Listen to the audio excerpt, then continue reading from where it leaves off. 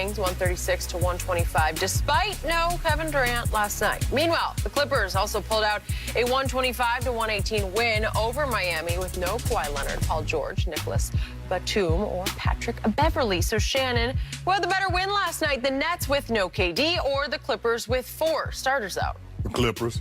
Because even though you had no KD, Skip, you still got 2 guys that can go get you 40 at a given night. James Harden was plus 33.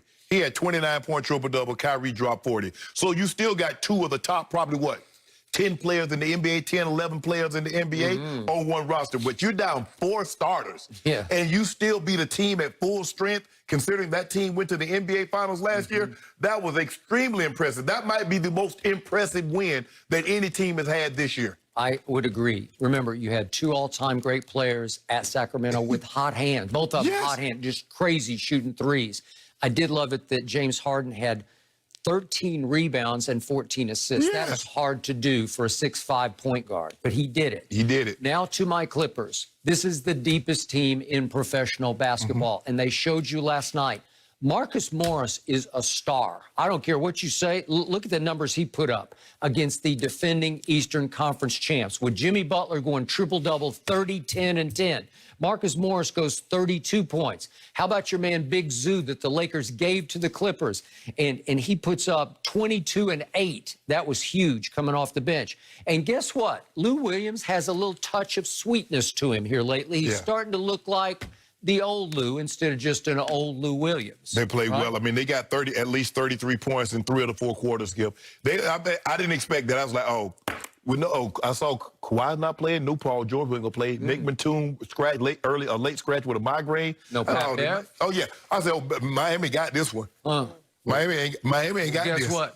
The Clippers got this. When they get back to full strength, you are in trouble. Well, you're in trouble. Let us get just too deep and too good. Let us get back to full strength. You know? Y'all was at full strength last year. Y'all was deep last year. What's LeBron's line? You're top heavy as you know what. Yeah. But don't worry about that. We got some. Help is on the way. Clippers thing is going to heat up for us. That is it for today. Undisputed is back at the same time tomorrow morning. The herd is on. Is with us. So, Chris, do you expect LeBron to solidify his MVP case while AD is out here? Well, look, he's got a chance to do it. It would be a historic achievement. We know at 36 years old, if he becomes the MVP, he'll be the oldest player ever to win the award. Karl Malone was close. He was 35, but really close to 36. But Malone was in his 14th season. LeBron obviously is in his 18th year, so it'd be a heck of an achievement if he does it. And let me lay this out for Skip, because I know Skip doesn't have LeBron in his top 5, I think he said yesterday. This is why LeBron right now is my leader for MVP. Obviously, he's got the Lakers with the 2nd best record in the league. He's leading them in scoring and in assists. So he's playing good ball. Obviously, he shot the 3-point a lot better, even despite this recent slump. But look at the other candidates. Joel Embiid, playing great, absolutely great. But he's missed 6 games, 6 of their 28 games. He's on a pace to play like a 65-game schedule out of 82. So nobody's less than that, Chris. It's 72 like this year. Years. It's 72 games this year, Chris. Yeah, I know, but I'm just saying to give the perspective. Yeah. Yeah, it would be the equivalent of playing 65 out of 82. Okay. Nobody's won it playing that few games since Bill Walton in like 77, 78. So that's a problem. If we go to Kawhi Leonard, who's playing well for the Clippers, Kawhi's also missed 6 games already, which for him isn't that bad, but still, he's already missed 6 games.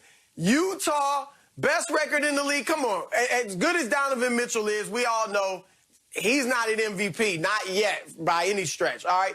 Milwaukee's not winning enough games for Giannis to get it for a 3rd straight year. You know, who else?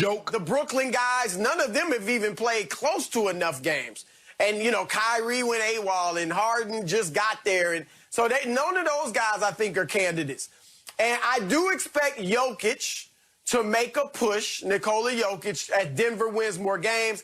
Maybe if Dame Lillard can get Portland to winning more games, then he's got a shot. And could Steph make a run if they could get up to a 4th seed? But my point is, there aren't Of the candidates, LeBron, to me, clearly has the best argument for right now as the MVP. Now, these next 9 games without AD, if they indeed, don't play him before the All-Star break, this is a chance for LeBron to solidify his lead as the #1 front runner. Because if they go 6-3, 7-2 or better without Anthony Davis, and LeBron's putting up big numbers, then that, I think, would push him out front by a nice little margin.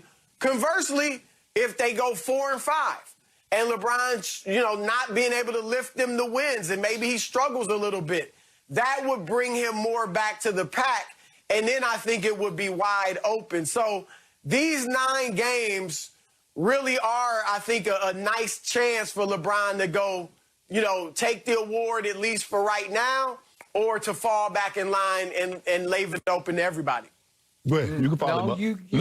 I want to get all the bologna out on the table so I can just fry it. That's what I want to do. I like fried bologna. You know that good old thick cup fried bologna? Just for you. It is swell up in the pan. You got to take that fork and stick a hole in it, Chris. Go ahead. Crown him. I like that. I agree with Chris, Skip. I believe that this is an opportunity for him to solidify and further distance himself from the pack in the MVP discussion. Because what do you always hear when you mention LeBron in the MVP discussion? Yeah, but he played alongside AD. Okay. So now he's going to go at the bare minimum, we believe, 9-game stretch without AD. This is his opportunity to show. Now, he's played, I think 4 or 5 games without AD, and I think they've won, lost 2, and I think they've won 4. I think they're 4-1. 4-1. So they're 4-1. Yeah, this is his opportunity. Without AD, Skip that says, like, I'm still the guy. Other guys are going to have to step up. But Skip, I like what LeBron is doing this year. He's not going to be able to have the luxury, Chris. But what we've seen from LeBron, when he get hot, he'll back up. He just says, okay, guys, let me start getting other guys involved. He's not going to be able to do that now. Mm-hmm. When you get it going, when you get 21 in the first quarter, you better go ahead and try to finish up with 30, 34 in the half. Because that's what it's going to take. You are the leader. Pull them along. Don't push them. Pull them along. And I believe that's what we're going to see. I got them at worst case, 6-3 over the next 9. 6-3. Yeah. Huh? I got 2 cases right now. Put in the middle of the table. I can taste that dew already. You want the 2 cases or what? Yeah, I do. I want the 2 cases. I saw you coming. 6-3. 6-3. Okay, all right. So they have to win at least 6 of these for you to win your 2 cases. I'm 10 cases up over the last 3 weeks, so I'll take it. I will take that bet right now.